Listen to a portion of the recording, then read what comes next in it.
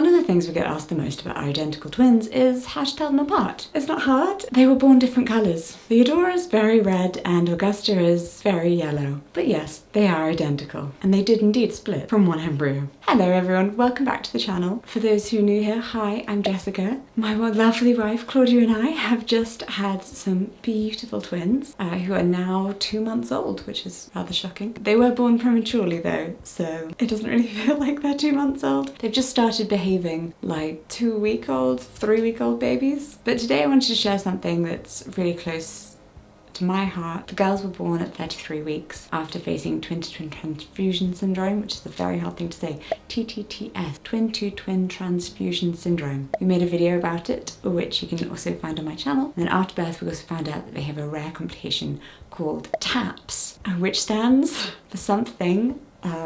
You know what, you've got to keep watching the video to find out what that stands for, because I will continue to call it TAPS. Basically, if you're a parent going through something similar, or you're considering being a parent, or you just want to understand what this all means, I really hope that our story helps. When we first found out that our babies were sharing a placenta, it was definitely, oh goodness, let's research all of the things that could go wrong. And even though twin-to-twin transfusion syndrome is pretty rare, and, well, it's 1 in 10, I don't know if it's that rare, and we had quite a rare form of it, I really liked reading other people's experiences with it, and so I hope that I can help by providing some experience. And also, you know, if you have no interest in ever having a child and you're just nosy, hi, yeah, that you're very welcome here too. What's the best way to hide your identity? Be an identical twin! No, you're not? Oh, yeah, me neither. It might be too late for us to become identical twins, but luckily today's sponsor Incogni is here to help us tidy up our digital mess. Incogni is a personal data removal service, and they have just launched a brilliant new feature called Custom Removals as part of their Incogni Unlimited service. So it lets you request the removal of your personal data from any website, even ones not covered by their usual automated tools. I don't know if you've ever made the mistake of Googling yourself, because I have. Let me tell you, I was not prepared to find my personal information just sitting there on random websites for anyone to see. Delightful. I've actually worked really hard to try to scrub it from the internet, but it was still there. All you have to do is send them the link to the offending site. Mine is clearly some kind of dental recruiting site, and their privacy team will take care of the rest. It won't work on, you know, like government or social media platforms, but for those shady data brokers, it is exactly what we need. You can still track the custom removals and their auto removals on your dashboard. They'll keep you updated throughout the whole process and even handle disputes for you. Oh, does it sounds too good to be true? Just try it for yourself. Incogni offers a 30-day money-back guarantee on all plans, so there's really no risk at all in clicking my link, incogni.com/Jessica, to get 60% off an annual plan, and using the code Jessica at checkout to see what they can remove for you. So firstly, what is twin-to-twin transfusion syndrome? Well, TTTS is a condition that can happen in identical twins who share a placenta. One twin, the donor, which is Augusta, gives too much blood to the other, the recipient. It's essentially, they have one placenta and they have fetal poles, their umbilical cords that come out of them, and their blood vessels sort of accidentally grow into each other, and the blood from one of them then, instead of blood being sent up from the placenta to each of the babies, blood from this one then starts coming back down and being sent up to the recipient. So the recipient's getting far too much of basically everything, and the donor isn't getting enough. And, you know, it can lead to really serious health risks. It's not just the blood, though. It doesn't just affect that. It's also amniotic fluid, but very strangely, our specialist, I'm not saying strangely, I'm sure he's correct. He's a specialist, but our specialist told us that amniotic fluid is not actually very important. I know, bizarre, you'd think it would be, but apparently it's not that important, and it's okay that Augusta didn't have much amniotic fluid for 2 weeks, whereas Theodora had way too much. The real issues is more the kind of lack of blood that she was getting and how that could have affected her brain, and then the way too much blood that Theodora was getting, how that affected her heart, which was at one point, whilst she was still in utero, her heart was oversized. Was diagnosed in our twins during pregnancy. We had acute, late onset, atypical presentation there's another word there, twin-to-twin transfusion syndrome, which basically meant that you normally get twin-to-twin transfusion syndrome, like I've got to stop saying it, TTTS. The time period that you normally get it is within a certain number of weeks. I think it's 16 to 24. No, it's 14. I think it's around it's around 14 to 24 weeks is the kind of danger period, and they will scan you every 2 weeks just to check what's going on, see whether what's happening. And generally it's something that happens very slowly. So you'll start to see that one twin gets bigger than the other. You'll start to see that the amniotic fluid difference is growing, and it will be a very slow progression, something that they watch over a number of weeks, and they might do absolutely nothing about it, absolutely fine, correct itself over those weeks, or it might get to a point where something needs to be done. However, in our case, of course, we always have to be different, always have to be special. We were completely blindsided, the girls had been measuring perfectly, evenly, completely aligned with each other, almost no difference for weeks and weeks, and then we got out of that actual danger zone and we got to 28 weeks and we went in for a scan, and suddenly, humongous difference, and it was that Theodora had 13 centimetres amniotic fluid and Augusta it was like 1.5 centimetres, barely anything around her, and Theodora was suddenly huge, Augusta was suddenly smaller, she wasn't able to move very much, and her readings were not great, and it was like, oh, this is a panic, wow, oh my goodness. And Claudia's stomach hadn't really changed much, like the actual outside of her stomach had just grown in a normal fashion up to that point, really up to that scan, because the imbalance of fluid had just happened within, but within 4 days really after that, suddenly the fluid imbalance was getting even bigger, and it got to Theodora had 17 centimetres of fluid around her, and Augusta's shrank even more, so she was wrapped up in her membrane and couldn't move at all. And again, this happened really very quickly, and that's why we were then rushed in for some emergency surgery, especially that we saw was amazing, and told us that the girls basically had the option of either we tried to do laser surgery to cut the blood vessels that the girls were sharing and also take some of the fluid out, or the girls were just going to be born. That was it. She was going to go into labour, or they were going to do cesarean. The girls coming out. That was it. And at that point, Augusta was still under a kilogram, or maybe they both were actually. I think they were both under a kilogram, but Theodora was really close to it. So we very much did not want them to be born at 28 weeks. It seems like a really odd thing to say, because obviously the death of a child is never something that it's easy to find bright side to, but the girls having started as triplets, we can know that had they had their triplets stayed with them, and we lost her at 12 weeks, but had she stayed with them, they would have absolutely have been born before that 28-week mark. Like as soon as the TTTS hit, that would have been it, and they would have been much more premature than they actually ended up being. So, there are always pros and cons to everything, but in a way it's nice to be like, well, they had a guardian angel. So having the surgery was scary. I very much was like, something else is going to happen, something else is going to happen, something else is going to happen. And Claudia's like, no, it's absolutely fine, everything's gone well, the surgery's gone well. But we were told that there could be complications afterwards, and we were monitored, and we were changed to a different hospital, because we were told that babies could still come early, and that multiple things could still go wrong. And indeed, then at 33 weeks, Claudia's waters broke overnight, and we had to rush to the hospital, and these little ones were born prematurely and put in little incubators.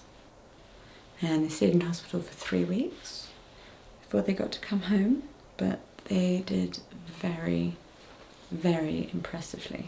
So even after laser surgery for TTTS, there's another rare complication that's called TAPS, which can develop, and it's short for Twin Anemia Polycythemia Sequence. 16% of post-laser procedures for TTTS then develop TAPS. And TAPS is when tiny blood vessel connections continue along the placenta or grow back or form, and they still allow for this slow, imbalanced transfer of blood between the twins. Even though we had the after and everything was fine and that was checked a week later, perfect, good, looked wonderful, looked amazing. After that point, blood vessels then, it started all over again.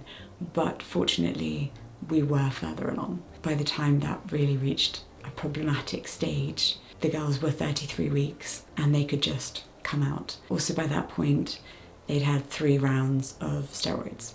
Thank goodness for that. I am so incredibly thankful for those, because they're the things that the girls were able to do immediately. I mean, Augusta needed just a little bit of help with her breathing, and then she really was able to. By the end of the first day, she didn't have any breathing tubes. The fact that they were only there for they were only in the hospital for 3 weeks, and a lot of that was to do with them being quite small and needing to grow. They were able to breastfeed really quickly. They were able to maintain their body temperature very quickly. They can move themselves. They were able to lift their own heads and look around preterm, even before they were term. And I think we put a lot of that down to having those steroids, which were great for just giving them that boost, that little start where they didn't have to struggle with breathing. Even though we were warned that it might cause left-handedness and autism. We were like, yeah, but they'll be able to breathe? Seems important. But to explain TAPS more, one twin becomes anemic and has not enough red blood cells, and the other develops polycythemia, which I for some reason cannot say. I think I'm saying that, polycythemia, which is too many red blood cells, which is why when they came out, Theodora was like bright red and Augusta was jaundiced and also pale, so very yellow, very yellow. And putting them next to each other was quite like a type of thing. And I kept going to the doctors like, that's not right. Yeah, that's not normal. That's not normal. That's not okay. The last scan that we'd had actually before the girls, was about 2 weeks before they were actually born, and they'd had these readings, and the reading showed a reduced MCA, which is the reading in the brain and how much blood is flowing through the brain. It's, for me, because I obviously, after the TTTS diagnosis, had read up on all of the issues, all of the things that could go wrong. And I'd read up about TAPS and knew that one of the kind of markers, the things to watch out for, was this low MCA, middle cerebral artery. That's it, middle cerebral artery reading. And so I was immediately like, because the doctor did that and was like, yeah, your babies are going to be born quite soon. We're going to have to take them out soon. And we were like, oh, okay, how soon is soon? She's like, 34 weeks. 34 weeks, we're not going later than that. 34 weeks, that's when they're coming out. We're like, okay, 34 weeks, okay. Of course, they then decided, well, I guess you didn't decide, did you? Fair enough. And so the day before Claudia had gone into labour, I was so annoying, and I kept saying to her over and over again, like, I think the girls have TAPS. I think they have this. I think it's this. I think it's this. I think maybe you should call the midwife. Like, you're having these symptoms and they had these symptoms, and I think this is what it is, and I think we should talk to someone about it. She was like, no, please go away. You're being very annoying. But then she did, in fact, go into labour overnight. So I was right. And then when they were out and I saw the two of them in front of me, such wildly different shades of children, that was the first thing that I spoke to the doctors about. And so for those who are new to the channel, I have a lot of childhood medical trauma, largely around not being listened to and having symptoms that I was trying to convey to adults and they weren't listening, they weren't getting it, or even actually being laughed at for saying, I think I have X. And they're like, haha, that's ridiculous. And then later being diagnosed with that thing. I actually got laughed at twice in different people. I was like, okay, well, thanks, person in position of power who could have helped me in this moment. Just, you know, the classic would like to go back and help little me, but there we go. So now, as a parent and as an adult, very strongly feel like I want to always stick up for children, always make sure their voices are heard, always, especially medically, make sure that they are being listened to and they're getting exactly what they need, which is obviously even harder when they're babies. Oh, a good point to make is that unlike TTTS, TAPS doesn't always cause fluid imbalances, which can make it harder to detect. So it's not uncommon to learn about a TAPS diagnosis after birth, especially in the UK, I guess. We have the same type of scans that a lot of the parents on the forums in America talk about with their identicals. They did all these Dopplers, and that's how we learnt that we had TAPS, because they were measuring that every single time I went for my scan, every fortnight or every week. And we were like, well, we did have ultrasounds every fortnight, it's true, but they mainly just measured the babies and the fluid. They didn't do the Dopplers so much. I don't know whether something would have been done. I don't know if anything would have been different. But our medical team in the neonatal team were really amazing. Looked at the girls' blood counts and their lab markers and explained their jaundice crossing over with the levels of blood in their body and how that affected things. And they were interestingly both jaundiced, but both just showing it in very different ways. Fascinating. I love that. I mean, it's a true twin study, right? Just showing something in different ways because of the way the world has affected them. So once we had the laser surgery, we thought, we passed the hardest part. And then learning that there's something new, it's kind of like, should we be more worried? But we actually felt much less worried, really, because they were really safe in hospital. They were monitored really closely. Whatever treatments they needed, they had everything. I was far more concerned with taking them home and checking that they would be okay at home. Pretty difficult times at home, but that's just because they have a cow's milk protein allergy, which is unrelated to them being identical twins. And their big brother had that too, so at least we know how to cope with that. But other than that, today, 2 months after birth, they are growing, they're getting stronger every day. We still have follow-up appointments and monitoring, brain scans, but they've had one already. Already had the brain scan. And then they have another one later in a few months. They've got they've had hip scans. No, they're going to have their hip scans because we had to cancel that day because we were not able to get out the house because somebody vomited all down her clothes. Yeah, and then they have a follow-up with a consultant as well. The health visitor has definitely been more involved.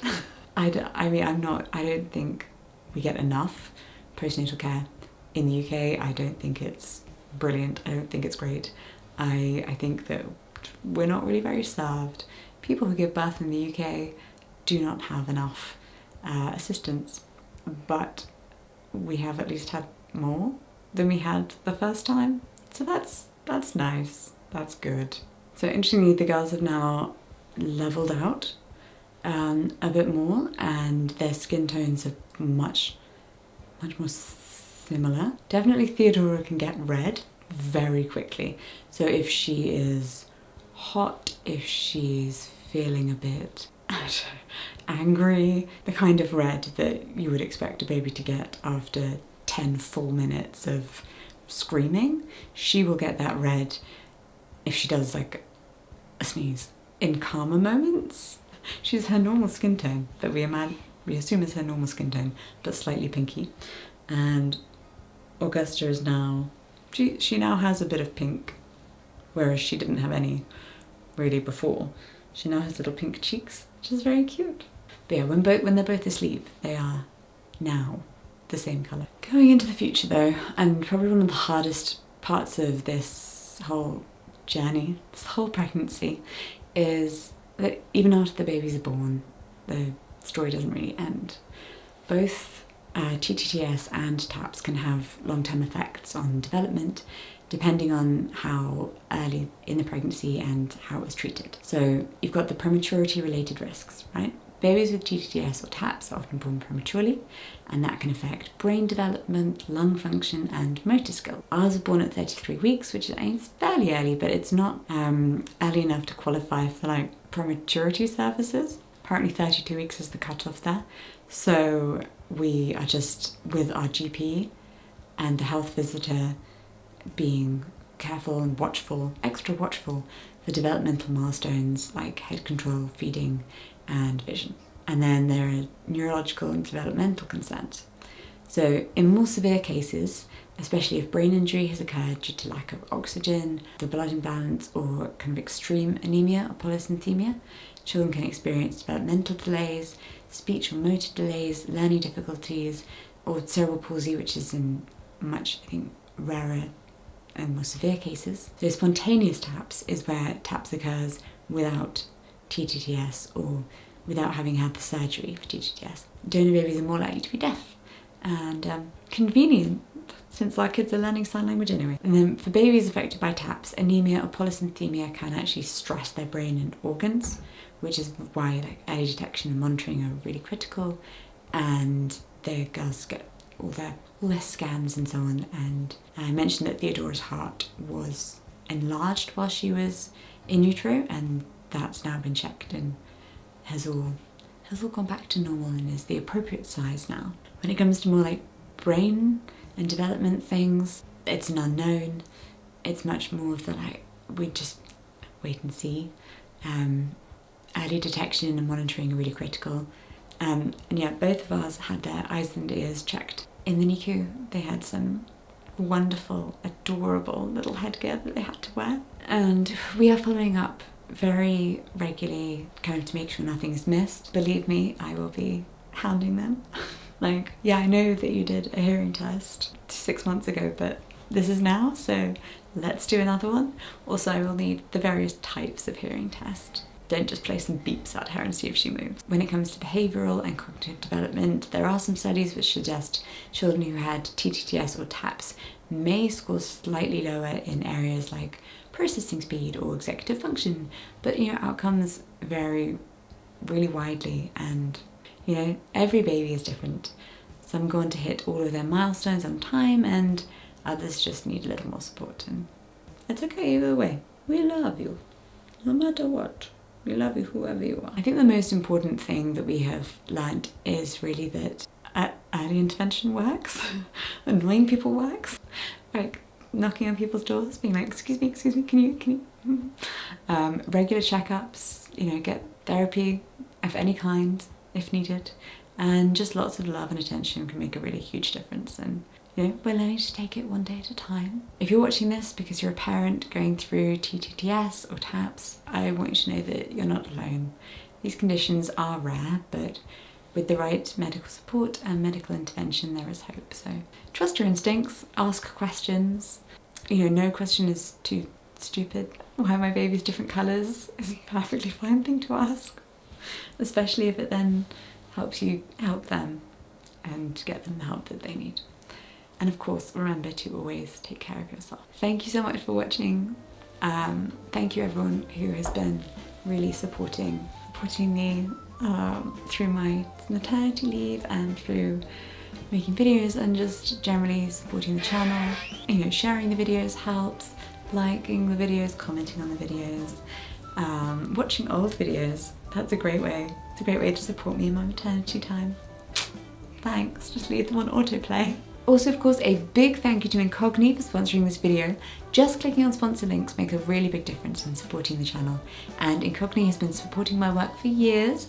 So if you would like to take control of your online privacy and cut down on those pesky spam calls like I have, then head to incogni.com/Jessica and use code Jessica at checkout.